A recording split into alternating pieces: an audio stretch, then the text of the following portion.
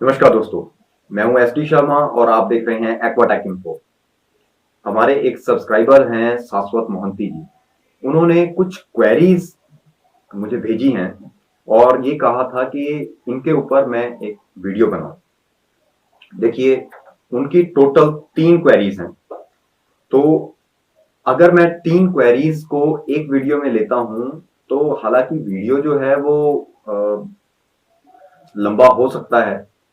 और जैसा कि आप सब जानते हैं कि कुछ लोगों को लंबे वीडियो जो है वो देखने पसंद ही नहीं है। तो इसलिए मैंने ये सोचा है कि उन 3 क्वेरीज पे मैं अलग अलग 3 वीडियोस बनाऊंगा, क्योंकि बहुत इंटरेस्टिंग क्वेरीज हैं तीनों। और आप सबके साथ वो क्वेरीज को शेयर करना बहुत जरूरी है, क्योंकि जो भी फिश लवर है, जो भी एक्वेरियम रखने के शौकीन है, उनके लिए ये तीनों क्वेरीज बहुत मायने रखती हैं।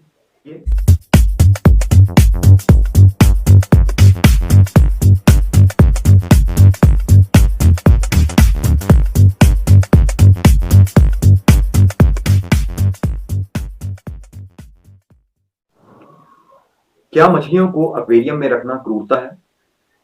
ये क्रुएल्टी एक्ट के अंडर आता है।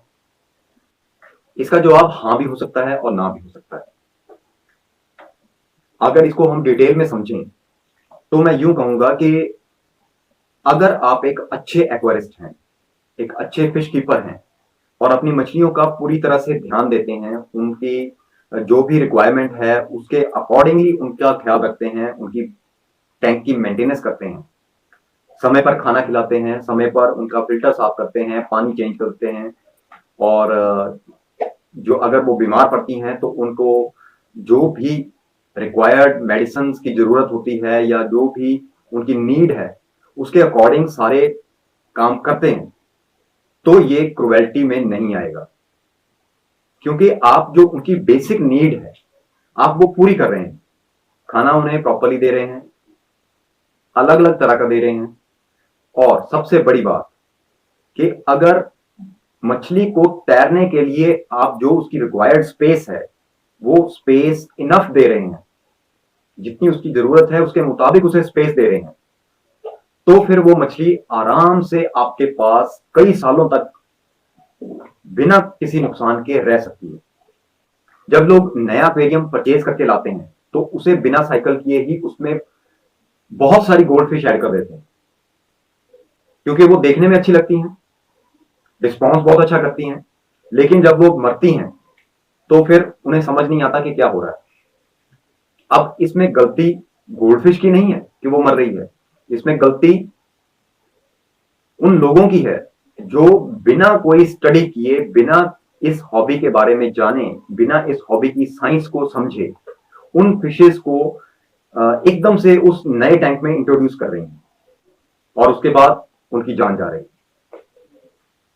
तो जो मछली आपके घर में 15 से 20 साल तक आपके साथ बड़े आराम से रह सकती है, अगर वो आपके पास 15 से 20 दिन भी नहीं रही और अपनी नेचुरल डेथ की बजाय आपकी गलती की वजह से मारी गई, तो इसे हम क्रूरता ही कहेंगे।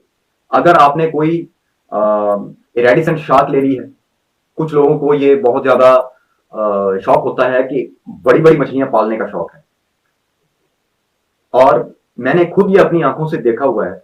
क्या 1 फुट की शार्क को लोग 1.5 फुट के एक्वेरियम में रख रहे हैं।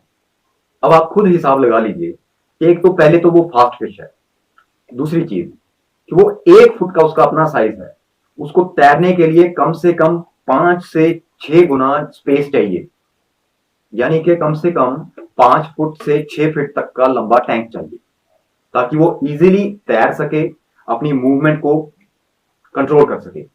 लेकिन जब आप उसे एक 1.5 फीट के एक्वेरियम में रख रहे हैं तो क्या वो उसमें प्रॉपर तरीके से मुड़ पाएगी? क्या वो उसमें प्रॉपर तरीके से तैर पाएगी? जो उसकी बेसिक नीड है, जो तैरना, क्या वो मोशन उसमें पूरा हो पाएगा? जी नहीं, बिल्कुल भी नहीं। कुछ दिन वो सरवाइव करेगी उस टैंक में, आप चाहे उन्हें अच्छे से अच्छा खाना दे दें, लेकिन जो उसकी बेसिक नीड है जब वो उसकी पूरी नहीं हो रही है तो वो कितने दिन उसमें सरवाइव करेगी? वो ज्यादा देर सर्वाइव नहीं कर सकती। और ये एक्ट जो है वो क्रूरता के अंडर ही आएगा। सिंपल सी मैं आपको एक एग्जांपल देता हूं। अगर देखिए, मेरा पर्सनल ओपिनियन है कि बर्ड्स को मैं घर में रखने के हक में नहीं। रीजन क्या है कि जब आप एक पक्षी को अपने घर पे पालने के लिए लाते हैं, तो चाहे आप उसे छोटे से पिंजरे में रखिए या उसे पूरे हॉल नुमा कमरा दे दीजिए और उसमें उसको छोड़ दीजिए, वो फिर भी कैदी ही है। कैदी इन द सेंस कि उसकी जो बेसिक नीड है उड़ने की, वो उसमें पूरी नहीं हो पा रही। क्योंकि अगर हॉल कमरा भी आपका है, मान लीजिए 20 फीट का आपने हॉल कमरा दिया हुआ है, तो 20 फीट में उसकी उड़ान वो पूरी हो ही नहीं सकती है। वो जैसे ही वो उड़कर दूसरे कॉर्नर तक पहुंचेगी, वहां उसे रुकना पड़ेगा। तो उसकी वो बेसिक नीड जो है वो पूरी नहीं हो पाएगी और वो क्रूरता के अंडर ही ट्रीट किया जाएगा। उसी तरह से एक्वेरियम भी है कि एक्वेरियम में आप जब भी मछलियों को लाएं, उनका साइज पहले जरूर चेक करें कि आप जितने साइज की मछली ला रहे हैं। सबसे बड़ी लोग जो गलती करते हैं वो यही करते हैं कि मेरे पास जितने भी क्वेरीज आती हैं, जितने भी फोन आते हैं, व्हाट्सएप क्वेरीज आती हैं, उनमें वो हमेशा यही कहते हैं कि जी हमने तो 2 फीट का एक्वेरियम है, उसमें 2-2 इंच की गोल्ड फिश डाली हुई है और वो भी 10 से 12 पीस डाले हुए हैं। अब मुझे एक बात समझ नहीं आती कि जो 2 इंच की गोल्ड फिश आप लेके आए हैं, क्या वो सारी उम्र 2 इंच की रहेगी? ये सबसे बड़ी गलती है। जब भी आप किसी फिश को परचेज करके लाते हैं, पहले उसके बारे में स्टडी करके जरूर जाइए। आपके पास मोबाइल है, उसमें इंटरनेट है, आपको कहीं जाने की जरूरत नहीं है, किसी से पूछने की जरूरत नहीं है। आपको सिर्फ गूगल करना है। गूगल पे जाके सर्च कीजिए कि जो फिश आप परचेज करने जा रहे हैं उसका मैक्सिमम साइज क्या है, उसकी रिक्वायरमेंट क्या है, क्या नीड है, उसके अकॉर्डिंगली आप उसको स्पेस प्रोवाइड कीजिए। तो ये बिल्कुल क्रूरता नहीं होगी। जो उसकी बेसिक नीड्स हैं, जो उसको खाना पीना है, जो उसका रिक्वायरमेंट है, जो उसकी आदतें हैं, उसके अकॉर्डिंग उसको एनवायरमेंट दीजिए, वो खुश रहेगी। ज्यादा टैंक में भीड़ भड़का मत कीजिए, उसको प्रॉपरली तैरने की स्पेस दीजिए। तो अगर ये एक्ट आप करते हैं तो इसे मैं क्रूरता नहीं मानता।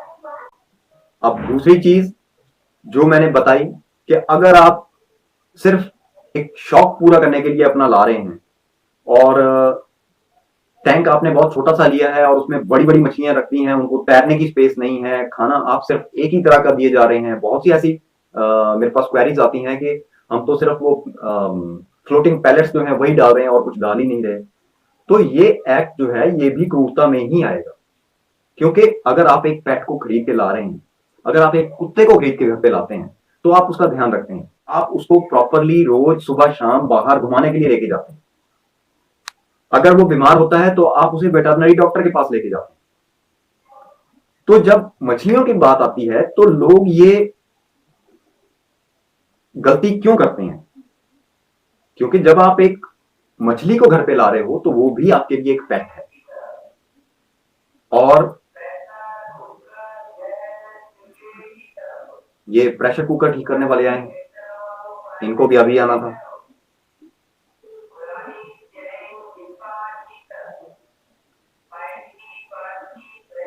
बोल दे भाई, तू बोल दे।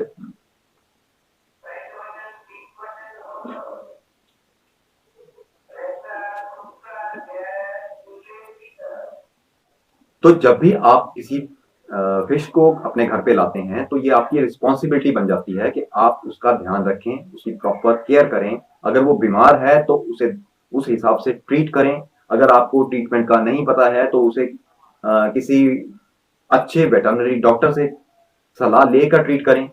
या कोई अगर अच्छा एक्वेरियम कीपर है तो उसके पर्सनल एक्सपीरियंस का फायदा उठाएं। तो लास्ट में आपको मैं इस वीडियो के जरिए यही कहूंगा कि मछलियों को एक्वेरियम में रखना क्रूरता है या नहीं है, यह सिर्फ आप पर डिपेंड करता है। अगर आप उनका प्रॉपर ध्यान रखते हैं, उनकी हर एक रिक्वायरमेंट का ध्यान रखते हैं, उनकी जो भी नीड है उसका ध्यान रखते हैं, प्रॉपर केयर करते हैं उनकी, तो ये क्रूरता नहीं है। लेकिन अगर आप सिर्फ दिखावे के लिए उनको ला रहे हैं और घर पे लाके बस एक शो पीस की तरह रख दिया है, उसके बाद आपको उनसे कोई लेना देना नहीं है, चाहे वो जी रही हैं, मर रही हैं, और अगर वो मरती हैं तो आप उनको निकाल कर फेंक देते हैं और नई मछलियां लाके उसमें मरने के लिए और डाल देते हैं, तो इससे बड़ी क्रूरता कोई नहीं है। तो अगर आपको ये काम करना है तो मेरी आपसे दोनों हाथ जोड़कर ये गुजारिश है कि आप एक्वेरियम मत रखें। सुंदर जानवरों को मारने के लिए घर पे मत लाइए। अगर आप उनकी केयर नहीं कर सकते हैं तो इस शौक से दूर रहिए। वीडियो अगर लंबा हो गया है तो माफी चाहता हूं। उम्मीद है शाश्वत मोहंती जी भी ये वीडियो जरूर देख रहे होंगे और उनको अपनी पहली क्वेरी का जवाब मिल गया होगा। आपको भी इस वीडियो से बहुत नॉलेज मिलेगी, आपकी ज्ञान में वृद्धि होगी। अगर आपको ये वीडियो अच्छा लगता है तो इसे लाइक जरूर करें, क्योंकि आपके एक लाइक से हमें बहुत ज्यादा मोटिवेशन मिलती है, आगे वीडियो बनाने का उत्साह मिलता है, और उतने ही जोर शोर से हम लोग और वीडियो बनाते हैं। और अगर इस रिगार्डिंग आपकी कोई क्वेरी है तो आप मेरे व्हाट्सएप नंबर पर 9417632847, आपको नीचे नंबर भी ये शो हो रहा होगा, उस पर मुझे व्हाट्सएप कर सकते हैं। कमेंट सेक्शन में आप मुझे कमेंट भी कर सकते हैं, और दूसरों के साथ ज़्यादा से ज़्यादा इस वीडियो को शेयर कीजिए ताकि उनको भी इसके बारे में पता चल सके। अगर चैनल पर नए आए हैं तो उसको सब्सक्राइब करना मत भूलिएगा। उसके साथ में जो नोटिफिकेशन बेल है उसको प्रेस करके ऑल ऑप्शन को एक्टिवेट जरूर कीजिएगा, ताकि आगे फ्यूचर में जितने भी मैं वीडियोस पोस्ट करूं उनका नोटिफिकेशन आपको समय पर मिलता रहे। तो मिलेंगे फिर अगले वीडियो में, तब तक के लिए जय।